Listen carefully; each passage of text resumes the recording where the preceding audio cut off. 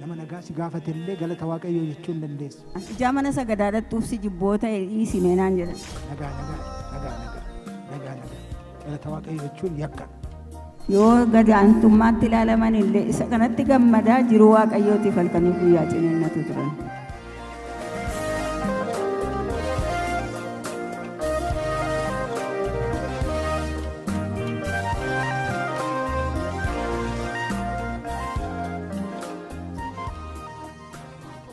Yeroo sanatti hojjettoonni mootummaa, barattoonni, namoonni hojii idilee isaanii hojjetan hirmaannaa isaan gochaa turan hundeeffamaa fi adeemsa jalqaba waldattiin qabaachaa turte keessatti waan yaadattan nu hirtuu laata. Jiruu waaqayyootiif hammi gooftaa fudhatee hundumtuu koo halaafinnatiin itti dhageessisee halkanii guyyaa wangeela tajaajilu. Tirfi gizee isaaniitti namni mana isaatti galee waa'ee biraa ansaata hordofu hin jiru mana waaqayyoo jammarraan. Kanaaf yeroo sana hirmaannaan hojjetaa mootummaa kan naggaadee kan gooftaa fudhate hundumtuu kan ilee hin jiru. Kanaaf biiroo iddoo isaan hojjetanitti yoo guddina dhaban illee yoo gadaantummaatti ilaalaman illee isa kanatti gammadaa jiruu waaqayyootiif halkanii guyyaa ciniinnatu turan. Kanaaf guddina dhabuu isaaniitiif tuffatamuu isaaniitiif baay'ee isaaniitti toleetu gara mana waaqayyootti halkanii guyyaatu fiiganii waaqayyo immoo wangeela abidda wangeelaa duukaa qabsiisee lafatti dhaaluu dandeenye akkasumatti salphaatti miti.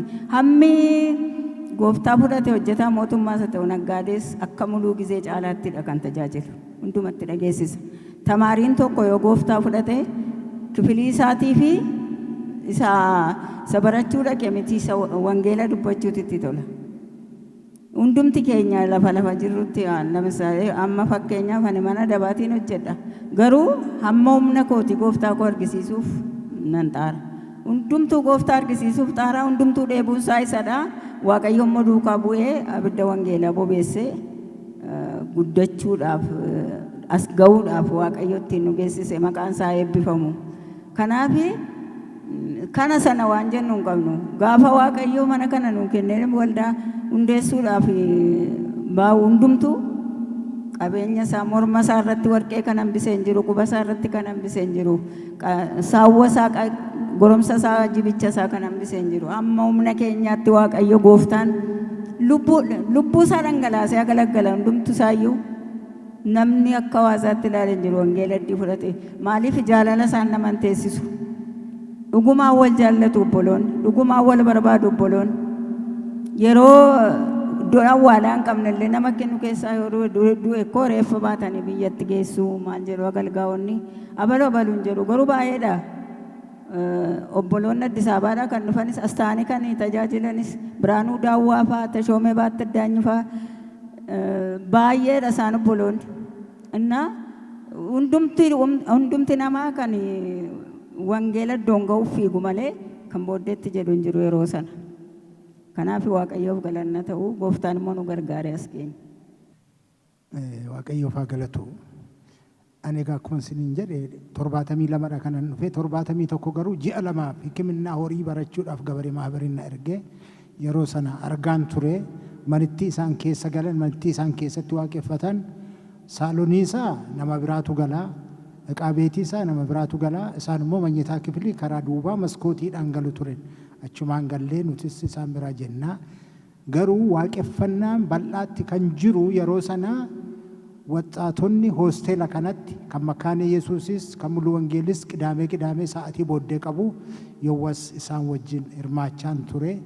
Egaa ji'a lama booddee annan deebi'ee yeroo sana hundumtuu jiru namoonni keenya hundumtuu jiru 71 isuma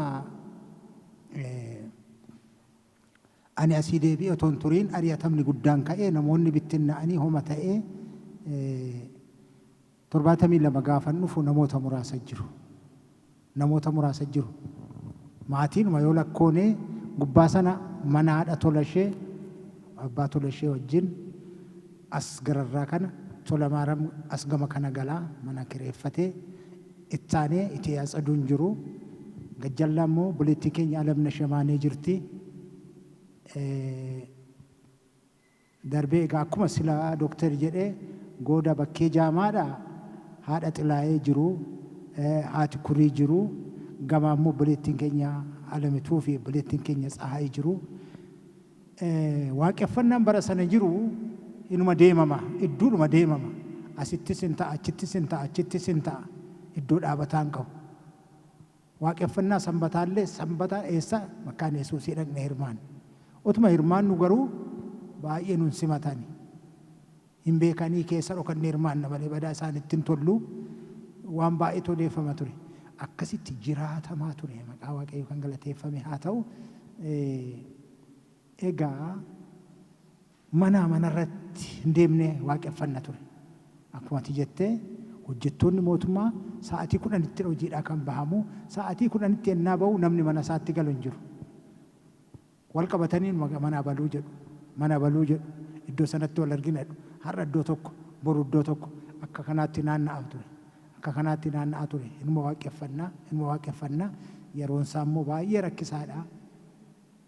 Unutu wal beeka malee namoonni akka nu beekan hin barbaannu innu maal jedhama jecha akka bara sanaatti baxibabta malaalesuu jedhama.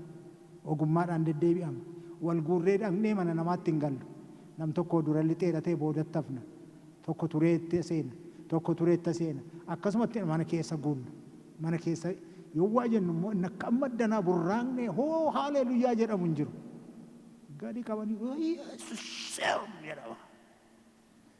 Inni gadi jedhamee Yesuus garuu lafa sochoosa. Waan hojjetu hojjeta. Waan diigu diiga argineerra maqaa Waaqayyoo kan galateeffame haa ta'u. Ittuma fuufee hojjettan akkaataa kanaan otuma jirru egaa Waaqayyoo nama nutti daddabaluu jalqabe. Egaa akkuma jedhame warra amma obboleettiin keenya jettee Tashoomeen fa'aa Biraanuun fa'aa dhufanii biyya kana baa'annee Mambaree fa'aa baay'atanii Shifarraa Buusaa fa'aa dhufanii babal'achuu jalqabne. Otuma jennu gara 76 dhumarra Paaster Tasfaayinis Gimbiidhaan dhufee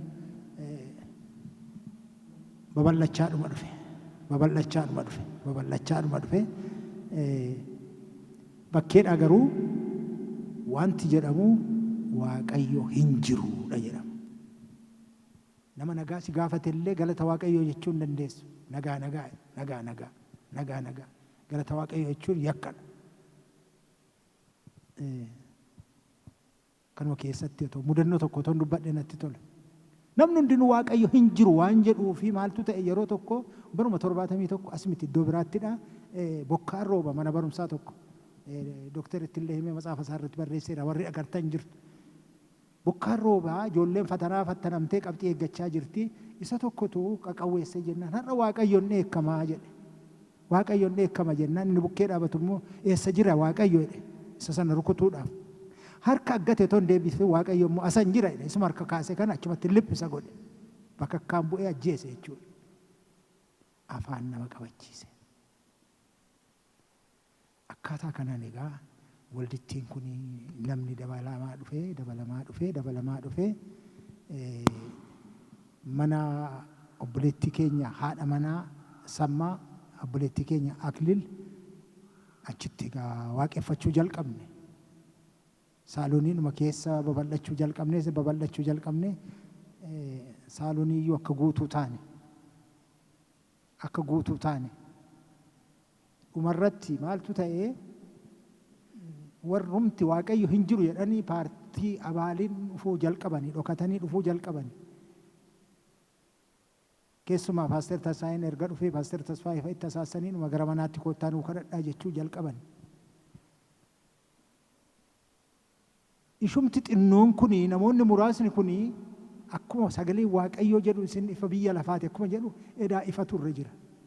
Irrakkatu isaan. Keessi isaanii Kiristoosiin dheebota. Keessi isaanii Kiristoosiin arguu barbaada. Garuu kan isaan baratan hin jiru isa jedhu. Waaqayyo hin jiru. Waaqayyo maal fakkaata? Diimaa moo gurraacha? Dheeraa moo gabaabaadha? Mee nu agarsiisi hin jedhan jiru. Keessi isaanii waan dheebotuuf gaafa isaan jedhan dhaqee otuma kadhatuufi paartii abaalii kan jedhu dhufeen waldaa guutuu jalqabe. Waldaa guutuu jalqabe. Manicha sana obboleettiin keenya sarvisii isaatti galte isa guddaa dhiiste. Darajjeen immoo manjitaa kifilii isaa qabateera. Saaloon isaa totoo waaqeffannu egaa inuma guute.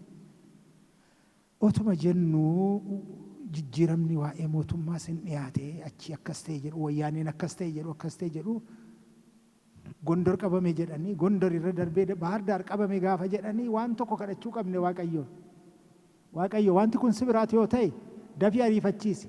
Isa keessatti garuu dhiiga tokko laqqamte keessatti akka bu'u arguun barbaannu waan gootu dafii raawwadhannee Waaqayyoon kadhanna ture. Dhugaadha Waaqayyo egaa warri jiru argeera. Gaafa dhufa kadhachaa turre gaafa 83 gaafa dichorraa madfiin bokkisuu jalqabu ani keessi muuziqaa natti fakkaata. Sababiin isaa kadhadheera. Yoo dhufes waa akka inni hin balleessine beeka. Waa akka inni hin goone beeka. Hamma inni as ga'utti ariifadhe. Xinnoo ture hundumtuu yaa'uu jalqabe. Gadhiisuu jalqabe.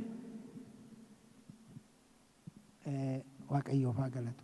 Isa dura egaa waan tokko immoo tureera. Wanti ture maa inni gaafa namni baay'atu waan tokko jenne. Dubbiin keenya dhokachuu hin danda'u amma mul'inatti ba'eera. Mootummaan haa beekuu jenne. Mootummaan haa beekuu jennee waa barreessinee mana miseensota keenyaatti waaqeffachuu waan jalqabneef nuuf haa beekamu jennee gashine. Akka irraa gashine akka borumtaa isaa danannatiin immoo adaariው ሙሉ ወንጌል አባሎቻችን አምልኮ ጀምረናል ብሎ ያለን ስለሆነ እኛ ደግሞ እርምጃ ለመውሰድ እንገደዳለን ከጀዱ ግልባጭን አንጋይ ካና ዳገኘው ተጅሩ አምብራም ኦዱን ዱፌ ሞማይኒ ነማ ዲባፍ ሸንተሚ ሰዲ ፎዋተኒ ቆጴፈተኒሩ ማልጎቹፍ ረሸኑ ፊዶ ተኮት ፊጡፍ ኤሰት በረሃ ኬሳ ዶ ተኮ ቦለቆተኒ ቆጴሰኑ ጋፍ ተኮ ጌሰነ እቺት ፊጡ ከንጀዳሙ ጅራ ጉያንሳስ ደጋሜ ዲያቴረ ጀዳሜ inni jedhame sun otoo hin gahiin inni sunis hin dhufe mootummaanis hin galagalee guyyaan isaas hin jijjiirame akkasitti gara kanaatti ceene.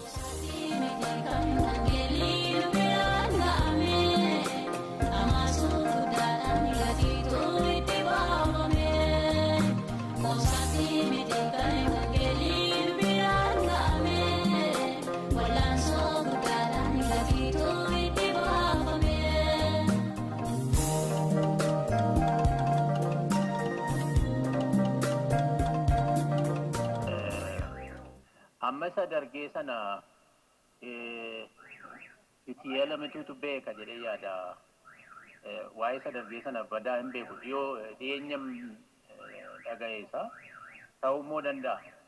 Sababni isaa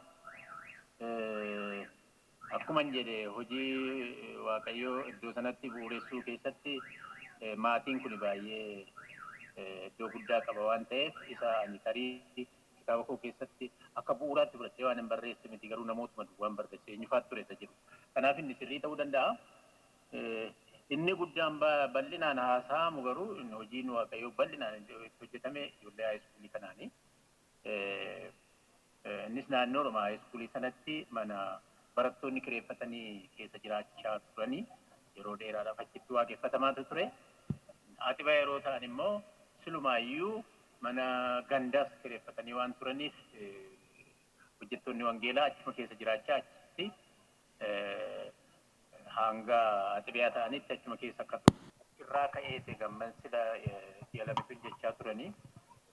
Egaa waa'ee eenyufaa bu'uuressisa jiru keessatti ani naannoo 71 iddoo sana kan naqee sanaa dura gara caalu sana dura isa ture gaafadhee akka naqeetti waan ani hubadheen dubbadhe. Sanaa booda Tulamaaram Lataafaa kuni darjee Mangashaafaa Paaster Tasfaayeen fa'ammoo 76 as hojii turee fi baay'ee kontribiishinii guddaa akka isaan qabanii beeka. Inni kun immoo mana isaanii keessatti illee konferensii magaggeessu nutti geenyeerra jechuudha. 1980 yaadaddaa konferensii agalgaa'otaa silxanaa agalgaa'otaa mana Paaster Tasfaayeefaatti gaggeessaa ture. Innoo ani sila haasaa ture gara caalu 71 achisa turedha. 72 as inni jiru hojiin Waaqayyo baay'ee dadhabeetu ture. 80 keessadha kan inni deebi'ee tattaafachuu jalqabe. Sana booda sana gidduutti namoonni dhokataniidhuma mana olii deemanii kadhachaa akka isaan turan. Kiristaanoonnis biyya gadhiisanii waan deemaniif haphatanii akka isaan turan. Namoota muraasa duwwaa tafe Naqqamtee keessatti 71 booda. 80moota keessadha yookiin 1976 erga Paaster Tasfaayeen Darajii Mangashaa Baqqalee Haayiluu Tolomaaram Lataafaa erga dhufanii boodadhaan isaanii amantoonni xiqqoo jajjabaachuu wal barbaaduu jalqaban jechuudha. በመላው ሀገሪቱ ላይ ያደረገችው አስተዋጽኦ ማል ቱሬ ተጀዱ ፊ አስተዋጽኦ ዮኪን ኮንትሪቢሽኒ እርማና ጉዳ ጎዴራ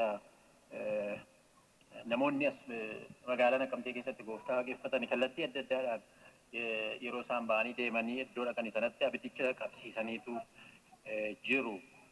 Fakkeenyaaf Paaster Faqaaduu irraa jalqabnu. Paaster Faqaaduun Naqqamtee keessatti gatii guddaadha kaffalame. Baay'ee daraaramanii mushirraa ta'anii dhufanii Naqqamtee. Akkuma mushirraa ta'anii dhufanii tiinfaa yeroo turanii rakkoo guddaa keessa bu'anii ari'atama guddaa keessa ture. Yerootti koominizimiin biyya keenya jeeqaa ture.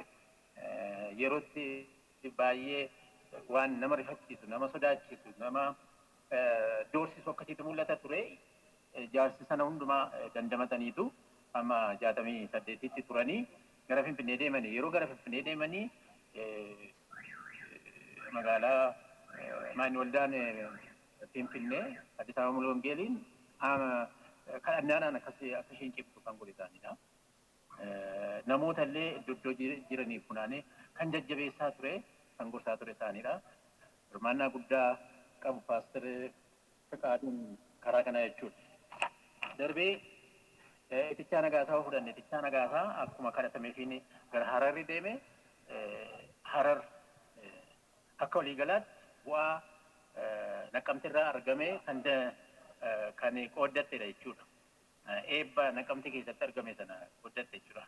Harar Mulu Wangeelii kan almost kan jajjabeesse gashee waanii taate booda jechuudha. Of course mamra masaltanyaan ani Harar tureera.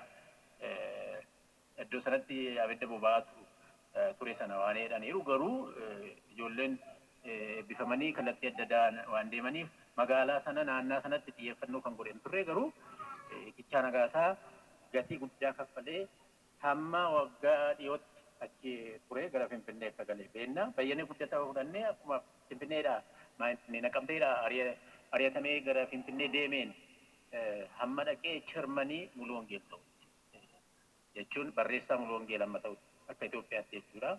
Nama tajaajiledha. Nama baay'ee gatii kaffaledha. Geetaachoo Mariinoo fudhannee innis amma 1972 dhumaa irratti tureetu achi gara Keeniyaa barnootaaf deeme. Achi tokkummaa diyaaspooraa Keeniyaa keessatti kan ijaareen sana. Achis dhimma isaa xumuree gara Ameerikaa yeroo deemu dhaabbilee adda addaa dhaabbilee amantii adda addaa Baayibil istaadii ilaalchisee leenjii adda addaa ilaalchisee Ameerikaa keessatti baay'ee nama shoora guddaa taphatedha. Mangistuu Gizaaw keenya Finfinnee keessatti nama gatii kaffale innis Tamasgin Birhaanuu mataa isaa achuma Naqqamtee keessaa kan ba'e Finfinnee keessatti Addis Ababa Mulu Wangeelii keessatti gatii guddaa nama kaffale nama waldattiin akka isheen cimtu godhe keessaa tokko isa jechuudha. Darbee waldaan Naqqamtee Wallaggaa Arfaniifuu dur egaa tokkuma ture garuu Arfaniifuu eebba guddaa taatee wangeelli kallattii adda addaan akka inni fiigu kan Asoosaa, Dambidolloo, Alamtaquu, Gimbii, Walla Shaambu, Jimmaa Gannatii hundaa dhaqxee kan jajjabeessitu waldaa kana turte. Hamma dhaqxee Jimmaa even Jimmaa irratti illee impaaktii guddaa uumtetti. Lubbaaboor, Baddallee kallattii adda addaanuu waldaan Naqqamtee Mulu Wangeeliin baay'ee shoora guddaa taphatteetti. Kanaafi isa kana seenaan hin dagatu. Kanaafuu Waaqayyoon guddaa galateeffadha. Baay'ee gooftaan isin haa eebbisu. Xinnoo waan isin yaadachiisu tarii baay'een keenya obboloota ammasii waamtan kana inni kaan piroofeesariidha, inni kaan dookteriidha, inni kaan paasteriidha, inni kaan wangeelaawwiidha. Muudama garaagaraarra yeroo waan ta'eef sadarkaa isaanii waliin nuudhaa otoo ergaa kana nuudhaamtanii waan baay'ee waan guddaadha. Handaara lafaa geesseetti jechuun ni danda'ama. Gooftaan ulfaatu biyya keessattis biyya alattis dhiibbaa isheen gochaa turtee fi gochaa jirtu waan dinqiidha, eebbifama. Maqaa isaanii salphaadhumatti isin yoo jechuun paaster Faqaaduu of gahaa jedhamu. Paasterittichaa Nagaasaa by the way paasterittichaa Nagaasaa warra jalqaba paaster ta'an keessaa tokkodha. Yeroo darbuun naran ture. Wangeelaawii baay'ee guddataadha. Paaster or wangeelaawii Dooktar Geetaachoo Yimar jedhamu. Paaster Mangistuu Gizaaw. Paaster Tamasgeen hundumti isaanii paasterii dooktarii maaliidha galanni waaqayyoof haa ta'u. Warri kaanis jiru bara. Warri kaanis hundumaa maqaa dha'uu hin dandeenyu kanaafini. Thank you. Ulfaadha. Eebbifamaa. Tole daddafnee gaaffii keenya gaafachuudhaaf warri nu dhaggeeffachaa jirtan waaqayyo isin haa eebbisu yeroo nu laattanii dhaggeeffachuu keessaniif akkamma dooktariin kaasanii amantoonniif tajaajiltoonni yeroo sana turan akkuma kanaan dura jechaa turre hundeeffama waldattiitiin wal qabsiisee biyyattii guutummaa keessatti illee akka isaan wangeela kana babal'isan argaa jirra. Gara Hararitti, gara Keeniyaatti amma akka isaan kaasaa turan wangeelli waldattii kanaa akka inni deemaa ture argaadha kan jirru. Amma gaaffiin itti aansinee isin gaafannu yeroo sana keessaa haalli biyyattiin itti turte, haalli amantaa, haalli dinagdee, haalli barnootaa, haalumti jireenya waliigalaa maal fakkaata ture yeroo sana isa kana tuttuqxaniittu illeeti isa kana mee utuu irra nuu deebitanii waa muraasa tuttuqxaniittu sila maal fakkaata ture waa'ee siyaasaa nuu kaastaniittu barnoonni maal fakkaata ture haalli hojii haalli dinagdee haalli hawaasummaa maal fakkaata. Waaqayyoof haa galatu irrarran utaalee ta'een beeku malee tuttuquu mokkoreera yeroo sanatti barataanis mana barumsaatti wangeeluma lallaba hojjetaanis biiroo isaa keessatti otoonni namaaf dhugaa ba'uu otoonni gara gooftaatti fiduutu argama. Innaa hundumtuu hojii waaqayyo hojjeta uflaatee hojjeta. Hojiin inni kun an paasteriitii, an wangeelaawwitii, an jaarsaatii inni jedhamu hin jiru. Faarfattoonnis isaanuma, kan lallabus isaanuma, kan dhugaa ba'us hundumaa kan godhu isaanuma. Akkuma amma dookteriin jedhe immoo waldittiin kun addana teessee hojii guddaa hojjetteetti. Asiin achi, asiin gadi. As teessee horrorra warra jiraniif warra yeroo guutuu laataniif illee qallaba hamma asii laattutti. Asiin karaa giddaa warra dhufaniif illee qallaba hamma laattutti. Warra addana keessa jiraniifis qallabni isheen laattus egaa maqaatu qallabadha malee qallaba miti garuu qallaba nyaatanii qallabaan hojjetu otoo hin ta'in of laatanii hojjetu. Akka irraa konkolaataadhaan deemuun hin jiru. Akka irraa beergoo qabachuun hin jiru. Yoo dhufan mana walii buluu fakkeenyaaf tajaajilaan tokko Finfinneedhaa dhufee addana galeera yoo ta'e ammuma dargaggoonni magaala keessa fiiganii namoota waamuu tajaajilaan dhufeera jedhaniiti asitti tajaajilamu. Warruma immoo yeroo isaanii laatanii keessaa warruma amma jiran yoo ta'e yommuu isaan jalqaban keessa koo jira iddoo akkasiin dhaqa yoo jedhan waldaan kun hin ergiti. Gara Dambidoollootti ergiti, gara kana gadiitti ergiti, gara mul'ata isaanii dhufeetti ergiti, hojiin akkasitti hojjetama. Karaa biraa immoo iddoo kanatti zooniin kun sadan qaxanaa qaba. Zoonii jechuun Jimma, Ilubaabooriif Wallagga. Yeroo tokko isaanis achii dhufanii asitti yeroo wal wajjiniin halkaniif guyyaa oollee bullee hojii waaqayyoo wal wajjin hojjenneerru hin jira. Innaa akkasitti deemamaa ture. Egaa akkuma isaan amma jedhan kana qaxanaa kanarraa iddoo hundumaatii silxanaan tokko dhalatee leenjii wayiitiif dhufu yoo ta'e obboloonni warras jirru immoo iddoo qixeessina. Fudhannee hirannee galla. Albeergoo maaloo wanta itti rakkatan hin qaban. Asii qixeeffnee eegna fudhannee galla obboloonni. Utuu waa tokko isaanitti hin nageessisin silxanaa isaanii fixanii hin galu. Jiruu waaqayyoo akkuma nama ko'aasii dhiitu qibibbilooshii wal harkaa fuudhuudha malee kun paasteriidha kun maaloo inni reefuu dhufe hundumtuu paasteriidha ofannoos sa'oetti illee ofinnoositu ati amma biiroo tokko keessaa an dhokseen gooftaa waaqessatu ette akkuma isa Phexrosiin ati fira namicha sanaati fakkaata jettee of dhoksuu hin dandeessu bakka kanaafi waaqayyoof galanna ta'u yeroo sana utuu jiru waaqayyo yeroo sana hojjete odeessaadhanii amma maqaa obboloota yeroo sana jiran akkuma odeeffamu jiru waaqayyo hojjete yeroo sana diina qaanessee tulluu galagasheenuun nu dabarsee utuu odeessine addadha kanaafi jiruu maaliiti bakka nutti tola qilleensarra deemna nutti tola halkanii guyyaa ni eebbifamna obboloonni wal arguudhaan gabaa keessatti wal arguun ni eebbifamu utuu wal hin argin yoo illee waaqanna dhiisee laatan jedhani karaa kootti kanaafi akaayii qabaannee nyaatas maraxuun hin jiru yeroo sana abbaa barbaade haa ta'uu qixxaa'uu qabaannee akaayoo qabaannee biddeeyoo qabaannee wajjuma nyaachuudha qoduroo qabaannee hafuudha sireesoo qabaannee hafuudha ani mana sanaan naquu ani nyaanni kun joggaarraan na dhukkubaan hin jiru kanaafi namni hundumtuu jiruu mootummaa waaqayyoo kana iddoodhaan ga'uudhaaf gaarummaa Kiristoos namatti argisiisuudhaaf tamaariinis astamaariinis naggaadeen gabareen hundumtuu wattaaddarri san gooftaa fudhate keessi isaa isuma kanaan boba'aa deema yoo satamacha yoo saaf ta'e lubbuu tokko gara gooftaatti fiduudhaaf dheebuun keenya kanuma kan biraan qabnu turre waaqayyoof galanna ta'u waaqayyoon moreebuu nu baaseera haa ta'u malee dhuguma akka amma Gaash Taaddaseen jedhanii kadhatameera amma yeroo Ihaadig galellee maal jedhanii wattaaddaroonni warra Tigree mana keenya namatu natti tokkome naan achitti daakuu geeffadhaa sinii toshuu jedhanii natti ergani ani immoo mana hin jiru harkaa fuutee sodaattee bukeessite mucaan isa booddee ganama isaa buddeen fudhachuu dhufaniitu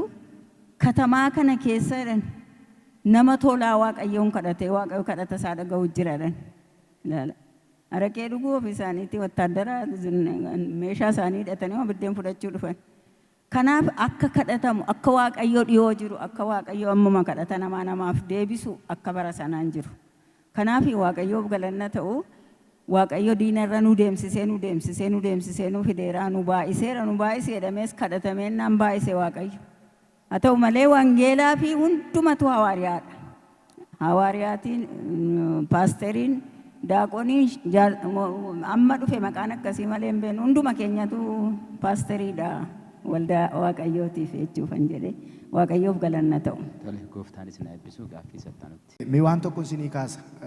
Mee dhalooti kun isirraa waa baratu waan ta'ee tureedhani yeroo tokko ari'atamoo sana keessa odeeffannoo akkasii dhageenye baruma ari'atamaa sana murtoo wayiitu murtaa'eedhan.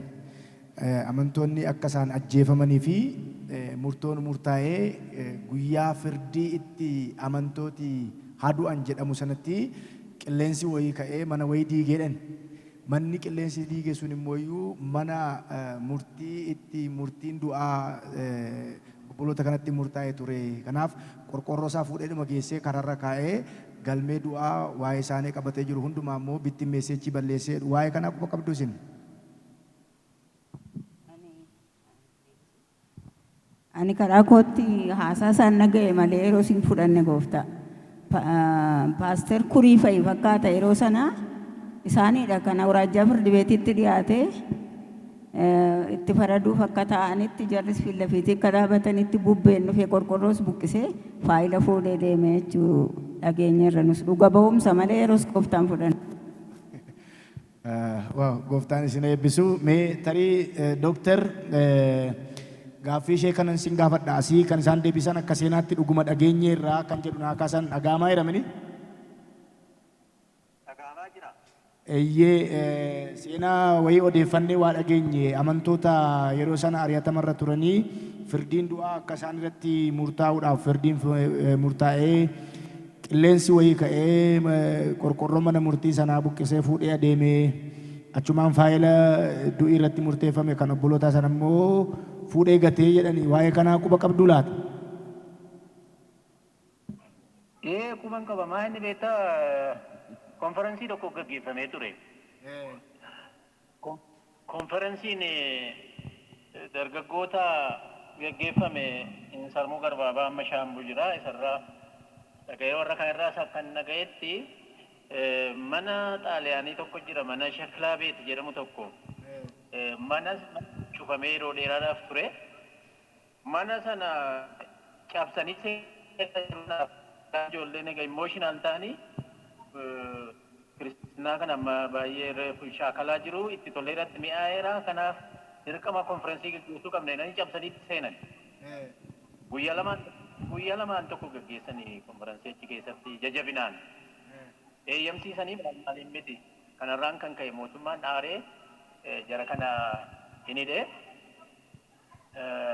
warra hidhaman keessaa ansi dhibu baay'ee abiddaan kan abiddiitti qabsiifame jiru turanii lissaaniidhaan yeroo isaan kadhatan akka hin sarmuu barbaabaa kun islaamni tokko achi keessaa hidhamee jira.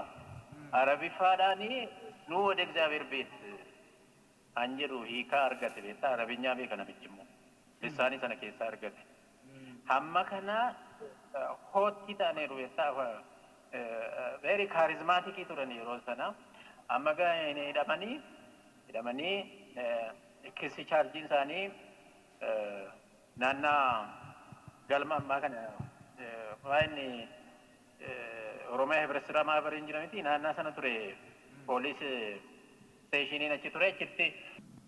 Namoonni yeroo sana turan warra amananis haa ta'anii warra amanan gaafana isiniin jedhu tariitii shaakala hafuura qulqulluu kana yeroo sanatti ifatti kan hin beekne akkuma nama maraatee kana gaggeeffama hafuura qulqulluu bidda hafuura qulqulluutiin gaafa isaanii boba'anii akkas ta'an kana akka barsiisa sobaattis haa ta'uu akka amantaa dogoggoraattis haa ta'uu warri amanan akka kanatti kan fudhatan turaniiru.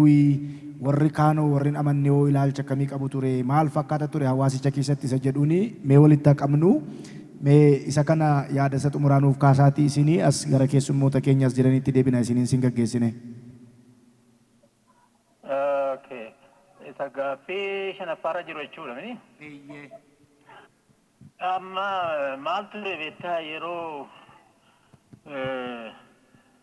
wanti kun abiddi kun qabsiifamu namni deemu hundi dhugaa ba'uun dirqama akka ta'etti fudhata waan ta'eef bakka seera eeguun hin jiru akka maraatuu ta'aniitu dhugaa ba'u turanii. Yeroo sana namoonni deebii isaan kennan maal ture isa jedhuu fi waan isaan sodaatan keessa waan isaan ittiin namoota yookiin namoota yeroo sana tarii dhaga'anii jijjiiramuu danda'u laata jedhanii ittiin sodaachisan keessaa tokko iddootti awwaalamtanii hin qabdanii. Darbee iddoo keessaa isin baasu. Guddina argachuu hin dandeessanii. Faayidaan adda addaa isinitti hafuu danda'a. Maaliif mootummaan kana already balaaleffateera amantii kana waan ta'eef fudhatama hin qaban akka biyyaalessaatti. Isaan warra CIA'dha yookiin horii isaanitti gadhiisu horii kana tokkos isaan godha malee dhugaa qabatanii miti isaan amantii warra gananidha. Muka abbaa isaanii muka haadha isaanii warra dhiisanii warra biyya alaaf bitamanidha. Darbee immoo hawaasni mataansaa akkasin hawaasa keessaa baatanii inni balaaleffatamtanii taasifamtu kan jedhuun isaan sodaachisu beekta. Isa kana waan sodaataniif gooftaaf fudhachuudhaaf baay'ee irraan olee isaanitti ta'a. Namoonni yeroo sana tarii hin deebina jedhanii murteeffatanii yoo jiraate tokko namoota dhukkubsataniif yoo dhukkubsatanii yoo seetanaan qabaman hin dhaga'ama miti balee. Tarii abbaadhumti yookiin haati amantaa kana balaaleffatu jira mucaan isaanii yoo tokko seetanni yoo qabe yookiin yoo maraate yookiin dhukkubee hakiimnis jajjabee waan godhan yeroo dhabanii dhoksaadhaan illee waamanii dukkanaan illee kadhachiisatanii hin fayyuu yeroo sanni fayyinni it is instantly jechuu hin dandeenye. Instantly jechuun battalumatti fayyuutu jira. Seetanna duukaa hiyyuun hin jiru yeroo sana. Humna guddaa soomaaf sagadaan namni waan jiraatu humna guddaatu ture yeroo sana seetanni keessaa ba'a. Maraatuun hin fayyaa. Dhukkuba adda addaatiin warra waan jedhan hundumtuu hin fayyu. Akkuma arginu amma har'as tarii haala sanaa iddootti argitu jiraachuu danda'a. Darbee jechuun egaa mucaan isaanii akka du'u abbaan haati isaanii akka du'anii waan hin barbaanneef namoonni murteeffatanii sababa kanaan gara gooftaatti dhufuu danda'u. Darbee immoo jireenya kiristaanotaa ilaalanii dhugaan jara kana bira jira jedhanii warri gara gooftaatti deebi'an. Maaliif bakkoo kiristaanaawii nuuroo yeroo arganii gara gooftaatti dhufu ture. Dhugaan as jira akka isaan hin sobne, akka isaan hin hanne, akka isaan hin sagaagalle beeku waan ta'eef jireenyi dhuguma kun amantiin kun dhugaa ta'uun isaa hin oolu jedhanii warri murteeffatanii jiru. Fakkeenyaaf akka maallaqa qabduutti kan yeroo sana filatamaa ture kiristaanota turan. Beentaa isa argin jedhanii keessa odeessu beekta. Kanaaf akka horiin hin hatamne yoo barbaadame seentota qarshii qabduu taasisu turan. Kanarraan kanas immoo baay'inni abbumti Waaqayyo waame humna guddaadhaan humna fura qulqulluutiin akkuma Hawaaraa Phaawulos otoo isa ari'atanii warri waame gara Waaqayyotti deebi'anis immoo jiru. Very interesting. Kanan argaa jira yeroo sana haala kanaanii waldaan guguddachaa kunoo sarraa kana fakkaatte maqaan Waaqayyoo haa eebbifamu. Gaaffii asii keessumaa hirmaatotatu isin gaafate gaaffii dhuunfaati. Bara itti gooftaa fudhattanii fi eessatti akka fudhattanii utuu nu ibsanuu gootanii qulqullina sagaleetu xiqqoo rakkoo waan jiruu fi ishee amma sagaleen qulqulluu waan ta'eef daqiiqaa tokko gaditti yoom eessatti akkamitti akka fudhattanii daqiiqaa tokko keessatti nu ibsaa. Tole egaa kan inni gooftaa fudhadhe ani Shaambuttidha. Shaambuu Jimmaa Gannatti. Kan inni cuubame achuma Jimmaa Gannatti obbo Kaasaa fuulduratti obbo Kaasaa yeroo darbu gara gooftaa deemti. 1965 gooftaa fudhatanii jedheera. Kan inni cuubame 68. Achuma haayiskuulitti kan baradhe. Kan inni tajaajila jalqabees achuma Shaambutti jechuudha. Tajaajila ni jalqabanii namoota Waaqayyo wangeelaa tajaajiluu isaan gargaaru wayyaa isaan miicuu kanneen kana fakkaatanidha. Darbee tajaajilli koo gara kolleejjii Mamiraan kolleejjii Kotabeetti faarfataa feelooshippiin ture achii alamta fuudhin deemee alamta waldaa kun wangeela anarratti hundoofte Chigimbii achiin Naqqamtee jira jechuudha. Gooftaan sinaa eebbisuu nagaa naa himi waldootii 18 keessaa warra dhufan hunduma isaaniitti nagaa naa himi yoo gooftaan jedhe wal agarra waggaa 50 irratti. Ayyee ulfaadha yeroo gaarii. Baricha egaa bara Waaqayyo hin jiru jedhamu kana Shaamburratti waan ta'e tokko jira. Maritizoota haaraa fi kan ture diraamaa qopheesse saba katamaa wal annaawunsi godhee waame maal jedhee Waaqayyo hin jiru isa jedhu agarsiisuuf. Awraajjaa Sadaadhaan immoo gara Amuruu gara Jaardagaa dhaqeera. Hizbii dhufee taa'uu inni diraamaa agarsiisuuf jedha. Inni Awraajjaa Sadaadhaan immoo achitti otoo achi deebi'u shiftaan karaa irratti meeshaatti dhukaasee fardarraa galagasheera. Nan ajjeese dheenni sokke inni immoo sadu'e fakkaatee lafarra gangalatee dhufe. Hizbii diraamaa Waaqayyo hin jiru jedhu ilaaluuf taa'e kana dhufeetiin Awraajjaa Sadaadhaan yaa saba Horroo Guduruu har'a Waaqayyo na ooshee jedhe.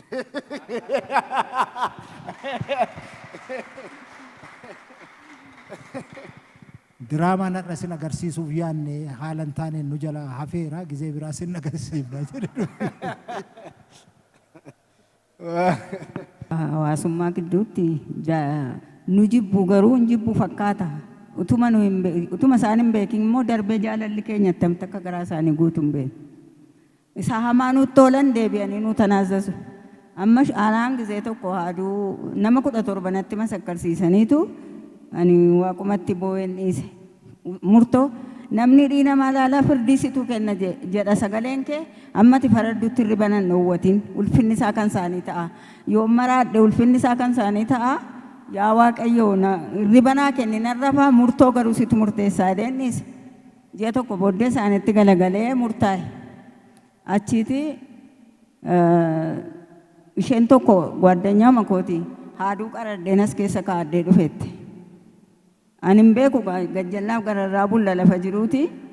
Isheenoo deebitee immoo harka ishee qabe fakkaata Waaqayyo ishee tokkoon immoo mari'atti. ishee akkas isheedhuma akkuma buqqee baqasseetanii nu gidduu dhaabaatu jedheen ture. Deebisee immoo abbaan manaa koo jiruu hin qabu inni baqassee ani qallaban isaa fi galaa isaa geessuu koo jedheen dhiiseetti hin ajjeesiniiti akka isheen jiruu baatu fallaa jette isheen sun immoo. Amma sabooddee kanaanituu jiranii kanuma ishee aduu qarattee dhuftee obboleessi ishee ijoollee shan irraadha manaa wajjin maraate. Booddee sagantaa mana keenya akkasitti akka sangaa walitti hidhee fidee dhufe. Gooftaan yeruma tokko yeroo ifatanii fayyan seexanni keessa yaa'e.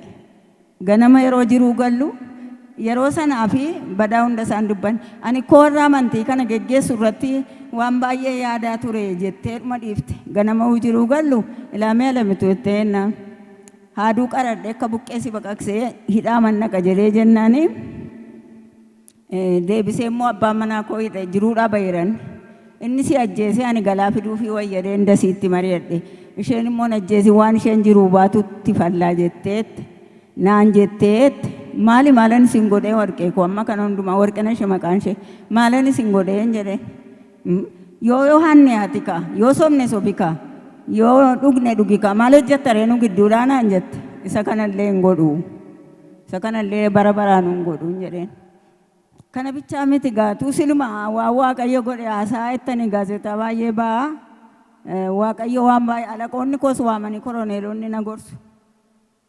Maaliidha ati isaanirraa adda kan taate maaliidha naan jedhu. Ijaa mana sagadaadhattuuf si jibboota dhiisime naan jedhan. Isaan miti maabara isaanii hin qabu jedhaan. Isaan miti isa onniisu ilaamee alamituu naan jedheen. Gibbii kana keessatti waan tokko tsaafanii tsaraa biyootii jedhan ijoollee keerraa siisisu. Jiruudhaa hubaatellee nagaddee guddifattaa naan jennaan. Utuu isaan anaaf battanuuf harkatti baatanii ijji kafinjii qabamu abbaa waaqni koo akkasiin jedheen. Akkasii jennaan itti fufigaa naan jedhan. Isa anaaf qixeessan obboleetti ishee tokkoof ta'ee isheen waanuma hin beeknetti hidhamtee garafamtee jiruudhaa baate. Ani garuu amma dhumaatti deemee waggaa waggaatti waan akkasiitu narratti adeemu waggaa waggaatti utuma adimaa akkasiin irratti deemsisanii shuumataaf shillimaataa nan bahe. Waaqni keenya baay'ee dhiyoo baay'ee xabaqaa keenya baay'ee daanyaa keenya garuu hawaasaa keessatti utuma nu jibbanii jaalalli keenya darbee garaa isaanii guuta obboleettiin tokko ammayyuu asii waaqessiti. Yoom maal ta'een akka kee ta'aa naan jette. Isheenis akkuma isaanii na jibbiti jedheen garaa koo keessatti yaadaa ture. Saba andi gaafa nu hidhamnee jennu boo'aa militeerii mashee uffattee laslaasaa ishigiisaa fiddee dhufte. Maaliif sumaa wayyaa keeffatee gibbii sana keessatti si argee indoo haalaata naan jette. Maalati isaanii boo'i malee ana hunduu eeyyuu rakkoon qabuun kan koon jedheen. Yoom maal ta'e akka kee ta'aa itti gooftaadhuma fudhuun jedheen. Achi paaster Taammiraat waameen kadhachiisee gooftaa fudhattee mana kana asii waaqessiti amma. Kanaafi wanti nurratti adeemu na ajjeesuun immoo dhufanii qawwee qabatanii lama ta'anii dhufanii as ga'anii walitti galagashatan. Inni tokko ciisee lamatu ani ba'anii haadhoon kee jira ciisiin sodaatinaan jedha. Ani isaaniin araarsuun gadi ba'e halkan walakka. Kanaafi jiruu waaqayyo hojjete mee odeessaatu nuun jettaniitu ta'e inni jireenya namaa geeddara.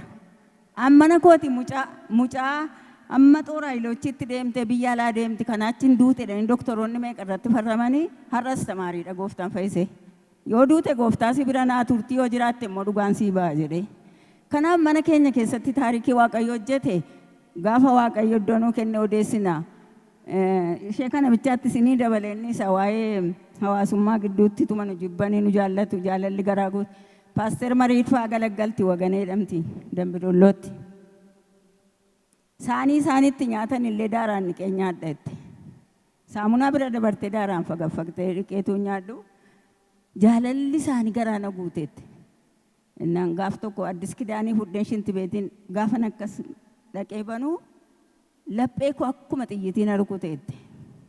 Sagalee waaqayyo maggalatii isaa kennee fi waaqayyo hafuura qulqulluun gaafa sagalee isaatiin rukutu gaafa paaster Mariitfaa yeroo sana gaa paasteriin hin jiru gaafa isaan dhufanii mana Ato Walde Gabreel jedhamu obbolaa lamaadha isaanii iddoo isaan ta'anii tajaajilan. Gash Mariidin jedhettee jennaan ይሄን የምታመልኩትን አምላክ እኮ እቀበላለሁ እንጀዴ ወሰንሽ እንደ ወገኔና እንጀዴ ይሄን ሙርቴ ሰረን እንጀዴ ወሰንኩ አማራ ደሽ tambarka keedhanii isa booddee jilgeenfachiisanii gooftaa fudhachiisanii isheen warra hizbi dirijjitii kaadiree warra dargii isaaniif malee nama salphaaf illee masakkartu dubartoota hoteela keessaa yaaftee fixxe. Kanaaf utuun beekin jaalalli gooftaa darbee garaa isaanii guutaa nu jibbu fakkaatu garuu isaan danda'anii amaanutti gochuu hin danda'anii waaqa isa gaariin nu wajjin jira waan ta'eef boojuu nuuf baay'isa waan ta'eef kanaaf akkasittidha mulu wangeeliin kanas geesse maal jedhu beektu isaa wajjin mulu wangeelii miti harkaa ba'uu hin dandeessu wajjin hin haasa'in jedhu maaliif yooma haasaa ayyaanaan mi'aaye haasaanii laphee namaan rukutama namni hin booji'ama kanaaf gooftaaf galanna ta'u waan gooftaan godhe odeessineen finnoo deemti Yohaannisu utuu isa tsaafne biyyi lafaa iyyuu san ga'uudhe amantanii akka ittiin fayyitaniif kana tsaafne malee waan jedheef xinnumarraa daddarbanne gochaa gooftaa malee attamitti wangeelli deemee dhufe akkas ga'ee utuu odeessaan hin jettanii waaqayyo gooftaa sarraa ga'e kana nu odeessisiisu maqaan isaa eebbifamu.